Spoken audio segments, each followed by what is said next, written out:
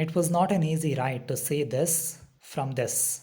Due to the phenomenal success of 1903's The Great Train Robbery, the film's popularity later decorated itself as if it were the first narrative film. No, it is not. In fact, it is not the first to use cross-cutting, not the first to cut away to another location, and not the first to be shot in real locations. Okay, great, that sounds cool. But what are those films that invented all of those techniques before The Great Train Robbery? Unlike simple reality captures such as blacksmithing, workers leaving a factory, or the arrival of a train, there were films that had a beginning, middle, and end. Look, although the vast majority of films from the time were lost, let's look at the ones that stood the test of time. As early as 1896, we have The Cabbage Fairy with narrative intent, arguably cited as the first narrative film with a whimsical story where babies magically appear from cabbages. Yes. In the same year, we also have The House of the Devil by George Méliès, dense with theatrical narrative, staging, and spectacle.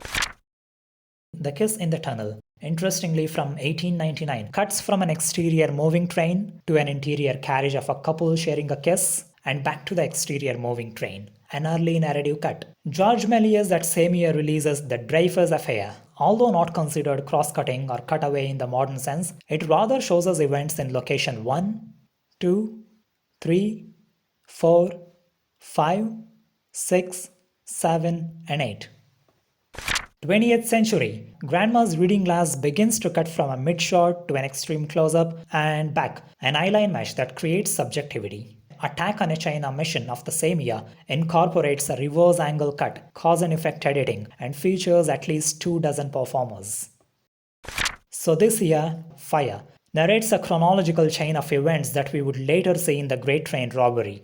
Fire breaks out, help is summoned, a rescue unfolds. At this point, we have brought ourselves to see techniques that approach parallel action, most importantly cross-cutting from inside to outside and saving the day.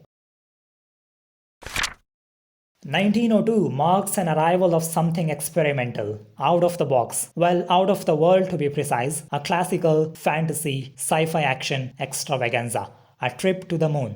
The true magic of imagination through cinema, a resonating image that keeps popping up more than often in cinema discourse. Okay.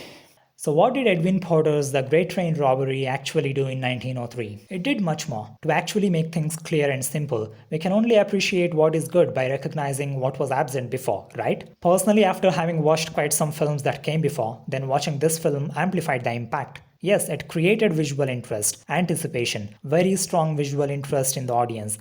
The film, with the culmination of all the inventions, brought audiences to theaters, offered the characters, showed spectacle, sustained excitement, captured the imagination, and people reacted.